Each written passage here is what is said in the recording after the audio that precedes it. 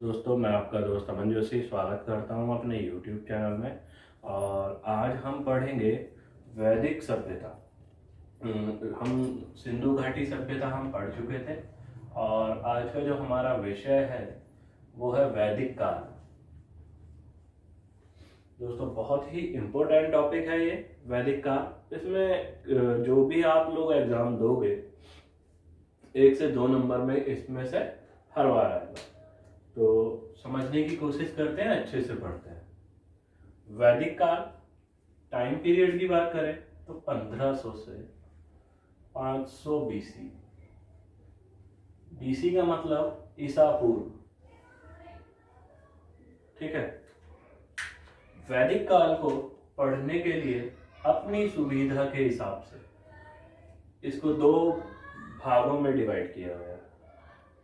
पहला भाग है पूर्व वैदिक काल,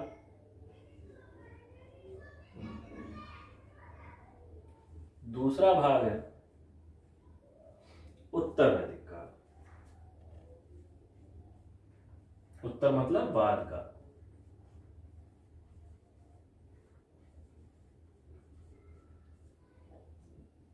पूर्व वैदिक काल का समय 1500 से 1000 ईसा पूर्व। इसको कांस्य युगी कहा जाता है, क्योंकि इस समय में लोहे का आविष्कार नहीं हुआ था। यदि वेदों की बात करूं तो पूर्व वैदिक काल में केवल एक वेद की रचना हुई है, जिसका नाम है ऋग्वेद। उत्तर वैदिक काल का जो समय है वो 1000 ईसा पूर्व से 500 ईसा पूर्व तक चला। यहां लोहे का आविष्कार हो गया। इस समय में लगभग 800 ईसा पूर्व तक माना जाता है कि लोह का आविष्कार हो गया था, इसलिए इसको लोह या अयस बोला जाता है। उत्तर वैदिक काल में अन्य 3 वेदों की रचना हुई है। कौन से हैं? यजुर्वेद, सामवेद और अथर्ववेद।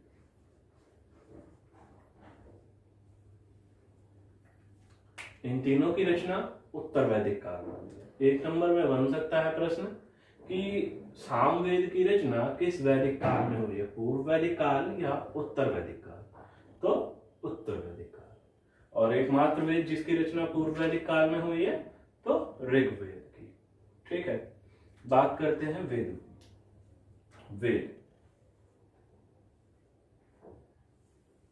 वेद जो शब्द है इसके जो शाब्दिक अर्थ है वो क्या है? जानकारी या ज्ञान। वेद शब्द का शाब्दिक अर्थ क्या है? जानकारी। सुनने में ये जो है इंपॉर्टेंट होते हैं, महत्वपूर्ण होते हैं और कानों के लिए जो है अच्छे होते हैं, तो इसके लिए इन्हें श्रुति, वेदों को श्रुति भी कहा गया है। श्रवण के लिए अच्छे होते हैं। और जबकि वेद का शाब्दिक अर्थ क्या है? जानकारी। अगले बात करें, वेदों की संख्या कितनी होती है? 4। ऋग्वेद, यजुर्वेद, सामवेद, अथर्ववेद। पहला वेद है हमारा ऋग्वेद। ऋग्वेद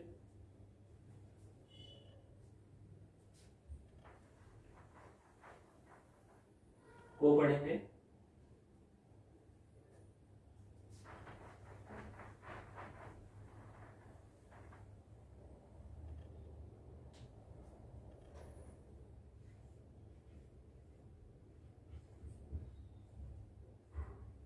ऋग्वेद की यदि संधि की जाए तो कैसे होगी? ऋक प्लस वेद। व्यंजन संधि बनेगी और कै का गे वाला नियम लगेगा। ये हलंत है। ऋक प्लस वेद। वेद शब्द का शाब्दिक अर्थ मैंने अभी बताया, जानकारी या ज्ञान। और ऋक शब्द का क्या अर्थ है? छंदों एवं चरणों से युक्त मंत्र। छंदों एवं चरणों से युक्त मंत्र कौन से होते हैं? ऋक। ऋक शब्द का शाब्दिक अर्थ क्या है? छंदों एवं चरणों से युक्त मंत्र। और वेद का जानकारी, अर्थात ऋग्वेद शब्द का क्या अर्थ है? छंदों एवं चरणों से युक्त मंत्र की जानकारी। नेक्स्ट विषय में इस पर चर्चा करेंगे। ऋग्वेद का जो पढ़ने वाला होता है, ऋग्वेद को जो पढ़ता है उसको होत्र कहा जाता है। ऋग्वेद को जो पढ़ता है वो होत्र कहलाता है। ऋग्वेद का जो उपवेद है वो आयुर्वेद है। ऋग्वेद के उपवेद का नाम आयुर्वेद। यदि पूछेगा कि ऋग्वेद का उपवेद तो आयुर्वेद, और ऋग्वेद का ब्राह्मण ग्रंथ तो ऐतरेय ब्राह्मण ग्रंथ। ऐतरेय ब्राह्मण ग्रंथ और कौशीतकीय ब्राह्मण ग्रंथ। तो ऋग्वेद के दो ब्राह्मण ग्रंथ हैं, ऐतरेय ब्राह्मण ग्रंथ और कौशीतकीय ब्राह्मण ग्रंथ।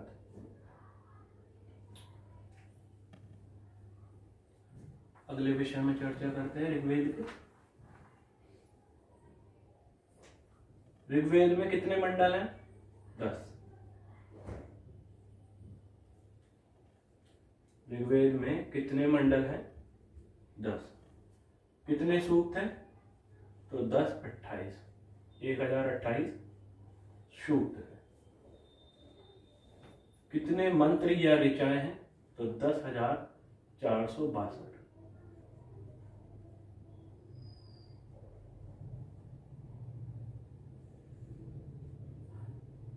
ऋग्वेद में कितने मंडल हैं? 10 मंडल हैं। कितने सूक्त हैं? तो 1028 और 10,462 ऋचाएं हैं। ऋग्वेद का पढ़ने वाला होत्र कहलाता है। इसका उपवेद आयुर्वेद है और ऐतरेय ब्राह्मण ग्रंथ और कौशीतकीय ब्राह्मण ग्रंथ हैं इसके ऋग्वेद के। पहला और 10वां मंडल, जो पहला मंडल है और 10वां मंडल है, इन दोनों मंडल को अंत में जोड़ा गया।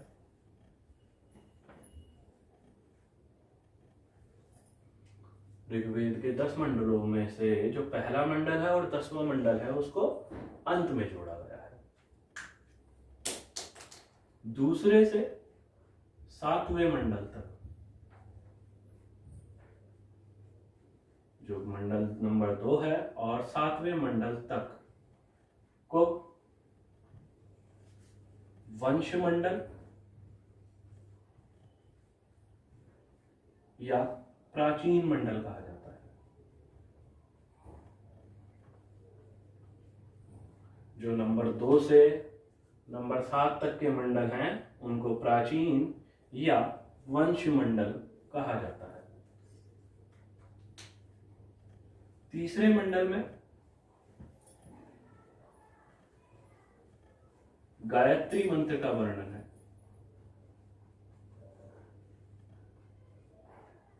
गायत्री मंत्र का वर्णन है।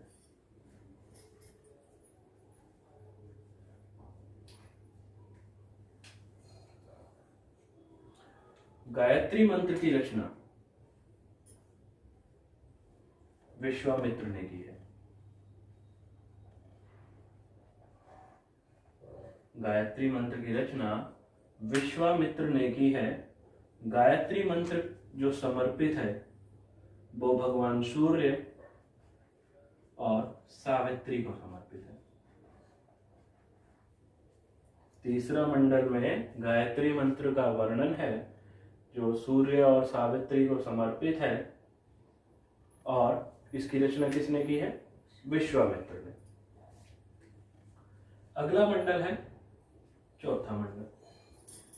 चतुर्थ मंडल की जो रचना वर्णन है चतुर्थ मंडल में, वो कृषि का वर्णन है।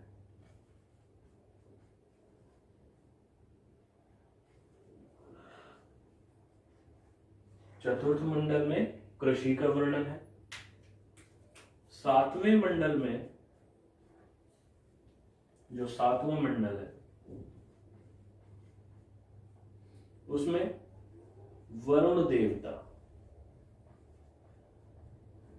का वर्णन है। सातवें मंडल में वरुण देवता और 10 राग युद्ध का वर्णन है। 10 राग युद्ध का वर्णन। दोस्तों बहुत ही इंपॉर्टेंट है जो आपको पढ़ाया जा रहा है। सातवें मंडल में वरुण देवता का वर्णन और 10 राग युद्ध का वर्णन है। अगला जो मंडल होगा वो 9वां मंडल है। 9वां मंडल सोम देवता को समर्पित है।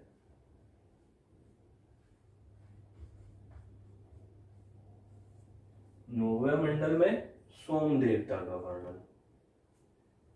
यदि मैं बात करूं 10वें मंडल की, जो अंतिम मंडल है, इसमें वर्ण व्यवस्था,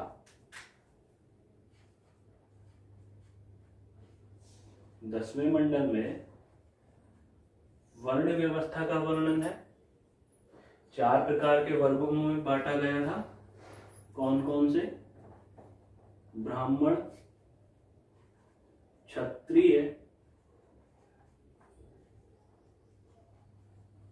वैश्य, शूद्र। 10वें मंडल में वर्ण व्यवस्था का वर्णन है। 4 वर्गों में बांटा गया है मनुष्य जाति को, ब्राह्मण, क्षत्रिय, वैश्य, शूद्र। 10वें मंडल में 21 नदियों का 21 नदियों का वर्णन है। इसलिए इसको 10वां मंडल में वर्ण व्यवस्था का वर्णन है, जिसमें ब्राह्मण, क्षत्रिय, वैश्य, शूद्र और 21 नदियों का वर्णन है। ये थे आपके मंडल। कि प्रथम से 10वां को जो अंत में जोड़ा गया है, दूसरे से 7वें को वंश मंडल या प्राचीन मंडल कहा गया। अब मैं बात करता हूं ऋग्वेद की शाखाओं की। ऋग्वेद की कितनी शाखाएं हैं? ऋग्वेद की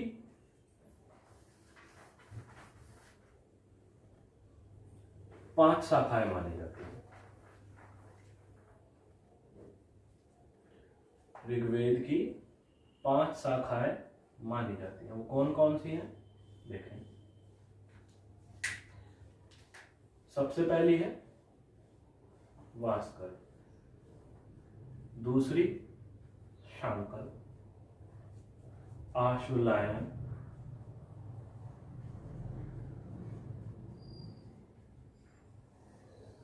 मांडूक,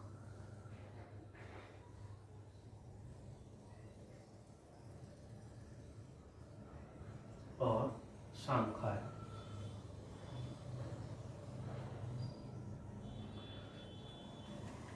ये ऋग्वेद की 5 शाखाएं हैं। वास्कल, सांकल, आशुलायन, मांडूक और सांख्य। या इनको ऋग्वेद के 5 भाग भी कहा सकते हैं। कि ऋग्वेद के कितने भाग हैं? 5। यदि आपको एक पर्टिकुलर नाम दे एग्जाम में कि पाणिनि के अनुसार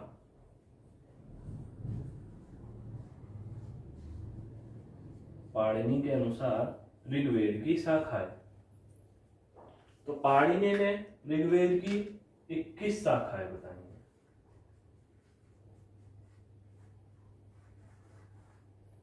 जबकि ऋग्वेद की कितनी शाखाएं मानी जाती हैं? 5।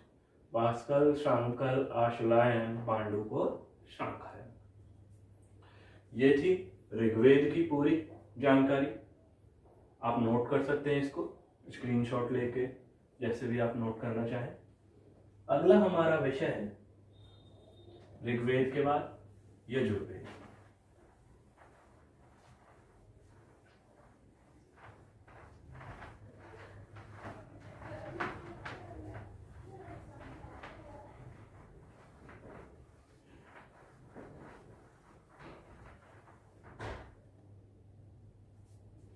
यजुर्वेद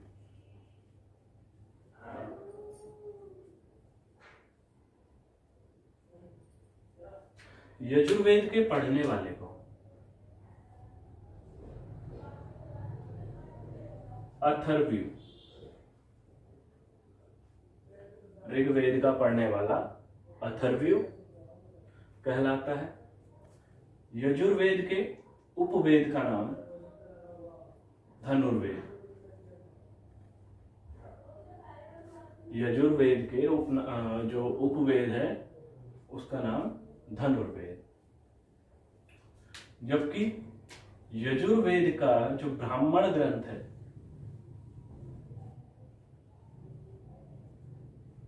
वो शतपथ ब्राह्मण है।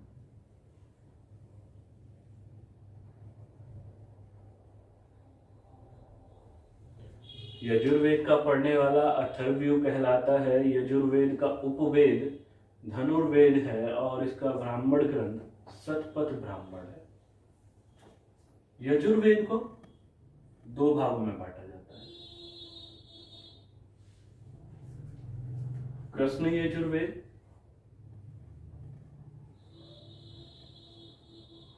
और शुक्ल यजुर्वेद।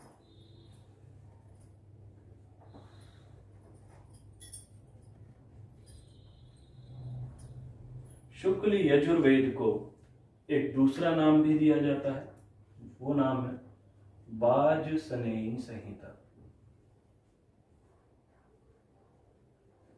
आगे इसके विषय में पढ़ोगे भी आप कि शुक्ल यजुर्वेद को वाजसनेयी संहिता के नाम से भी जाना जाता है। यजुर्वेद एकमात्र ऐसा वेद है जो गद्य और पद्य दोनों में रचित है।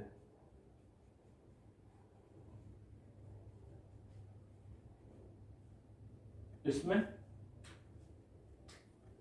यज्ञ, अनुष्ठान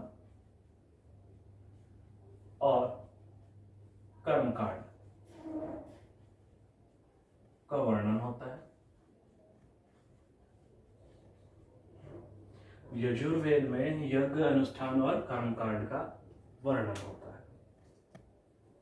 अगला हमारा वेद होगा सामवेद।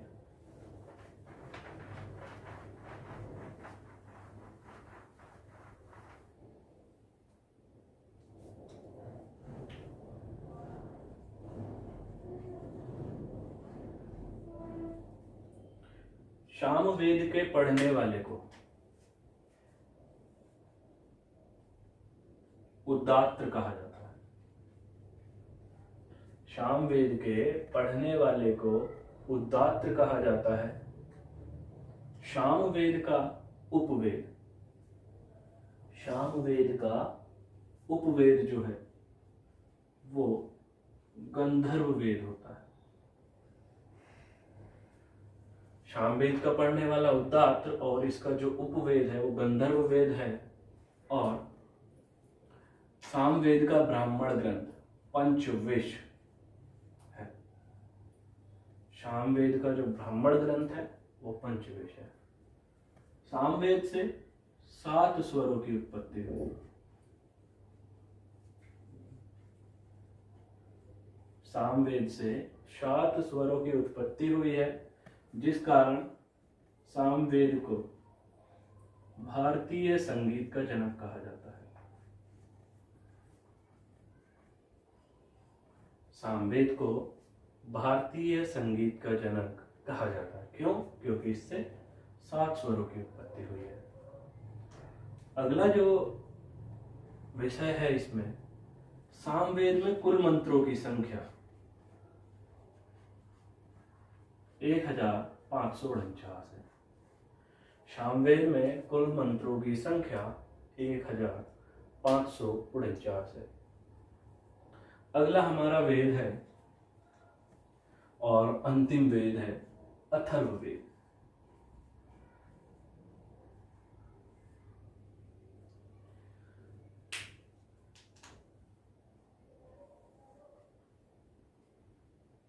अथर्ववेद का पढ़ने वाला व्यक्ति होत्र कहलाता है, सॉरी ब्रह्म कहलाता है। अथर्ववेद का पढ़ने वाला व्यक्ति ब्रह्म कहलाता है, जबकि अथर्ववेद का उपवेद अर्थवेद है और इसका जो ब्राह्मण ग्रंथ है वो गोपथ ब्राह्मण ग्रंथ है।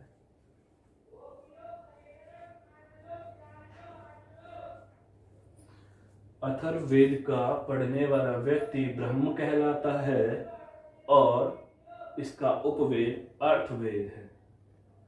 अर्थवेद का ब्राह्मण ग्रंथ गोपथ ब्राह्मण है। यह चौथा और अंतिम वेद है। यदि आपसे पूछ लिया जाए कि अंतिम वेद कौन सा है तो अथर्ववेद है। अथर्ववेद में जादू टोने का वर्णन होता है।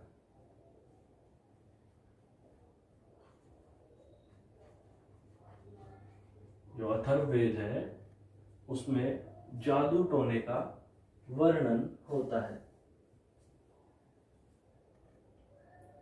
इसकी रचना अथर्व ऋषि ने की है।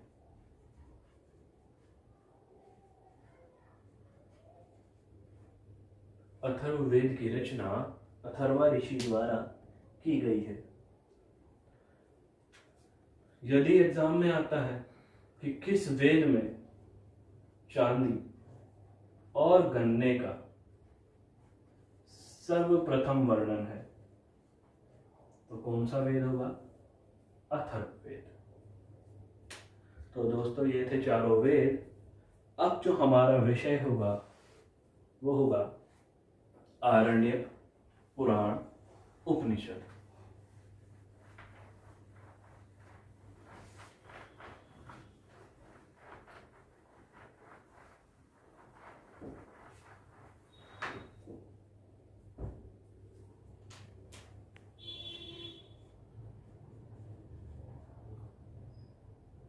अरण्य जंगल का पर्यायवाची है, उसी से बना हुआ शब्द है आरण्यक।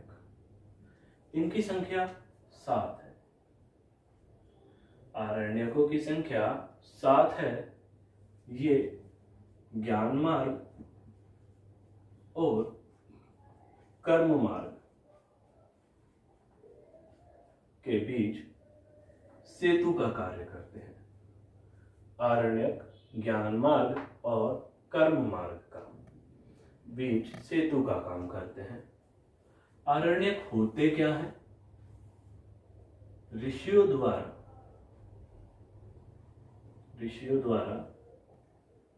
जंगल में की गई रचना। ऋषियों द्वारा जंगल में की गई रचना आरण्यक कहलाती है। अगला हमारा विषय है उपनिषद।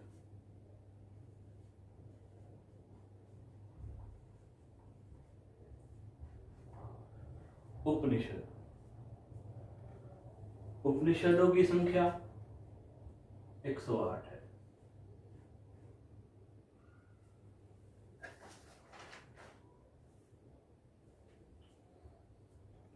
उपनिषदों की संख्या 108 है। उपनिषद वेदों के अंतिम भाग कहलाते हैं।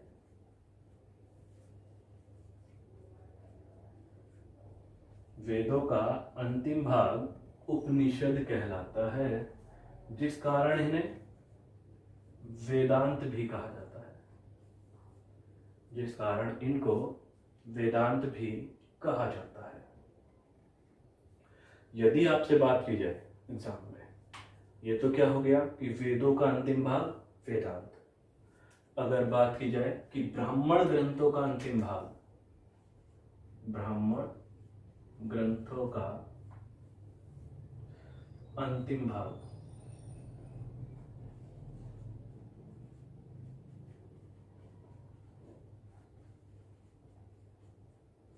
तो आप क्या टिक करेंगे? आंसर आरण्यक। इसमें कंफ्यूज नहीं होना है। वेदों का अंतिम भाग उपनिषद कहलाता है, जिनकी संख्या 108 है। आरण्यक की संख्या 7 है और ये ब्राह्मण ग्रंथों का अंतिम भाग कहलाते हैं। उपनिषदों से कुछ क्वेश्चन उठते हैं, जैसे सत्यमेव जयते, जो वाक्य है सत्यमेव जयते, किस उपनिषद से लिया गया? तो आपका आंसर है मुंडकोपनिषद।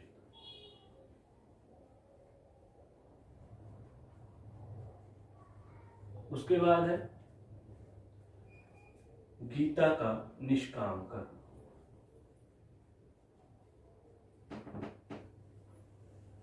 गीता का निष्काम कर्म, तो वो ईशो उपनिषद से लिया गया है। दोस्तों याद करते चलेंगे। यदि आपसे पूछे यम नचिकेता संवाद, जो यम देवता है और नचिकेता के बीच बातचीत का जो वर्णन है वो किस उपनिषद में है? तो यम नचिकेता संवाद कठोपनिषद में है।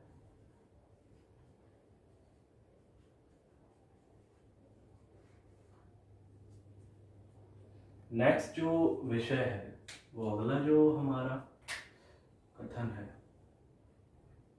याज्ञवल्क्य गार्गी संवाद।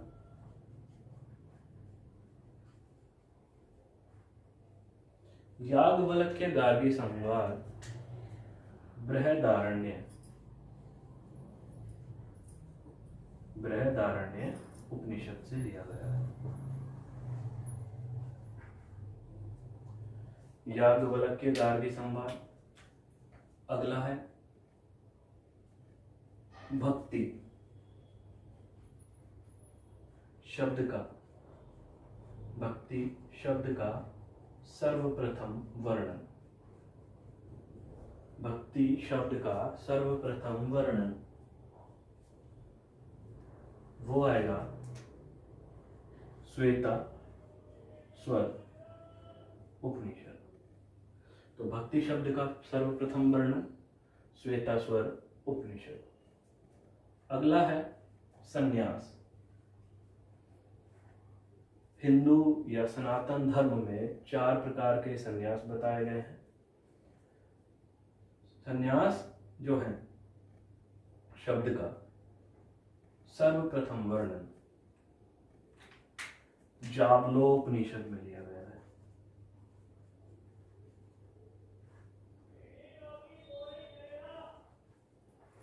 ये थे दोस्तों आपके वर्णन कि सत्यमेव जयते कहाँ से लिया गया? मुंडकोपनिषद से। गीता का निष्काम कर्म ईशोपनिषद से। यम नचिकेता संवाद कठोपनिषद से। याज्ञवल्क्य गार्गी संवाद बृहदारण्य उपनिषद से। भक्ति शब्द का सर्वप्रथम वर्णन श्वेता स्वर उपनिषद से। अगला है संन्यास शब्द का, तो जाबलोपनिषद से। नेक्स्ट हमारा जो लास्ट विषय है हमारा वो है पुराणों का। पुराणों की संख्या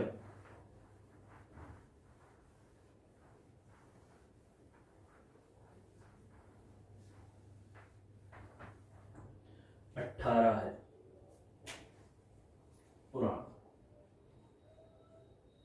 पुराणों की संख्या 18 है। इनका जो संकलन है अर्थात इनकी जो रचना है वो गुप्त काल में हुई है।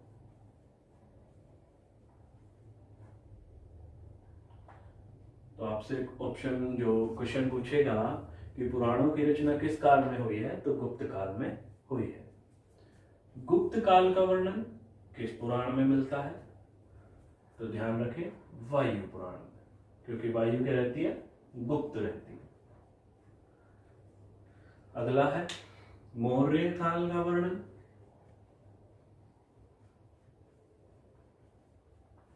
वो विष्णु पुराण में।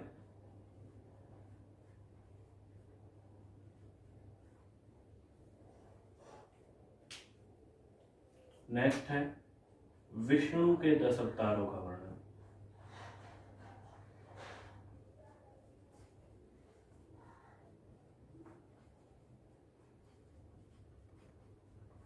तो मत्स्य पुराण।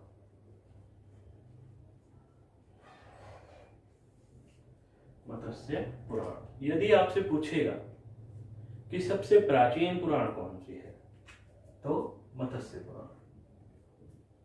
नेक्स्ट हमारा विषय है वेदांग। वेदांग की संख्या 6 है। वेदों को पढ़ने के लिए या वेदों का सरलीकरण करने के लिए वेदांगों की रचना की गई है। वेदांगों की संख्या 6 है। कौन कौन से हैं? कल्प, शिक्षा, ज्योतिष, निरुक्त, छंद, व्याकरण। दोस्तों ये क्या थे आपके वेदांग और ऊपर पुराण। दोस्तों ये था आपका वैदिक कालीन टॉपिक जो वैदिक हमने पढ़ाया है। यदि आपको अच्छा लगा हो, वीडियो अच्छी लगी हो, तो वीडियो को आप लाइक करें, चैनल को आप सब्सक्राइब कर सकते हैं यदि आप अच्छी और इम्पोर्टेंट वीडियो चाहते हो आगे, जिससे आपको अगली वीडियो का नोटिफिकेशन मिल सके।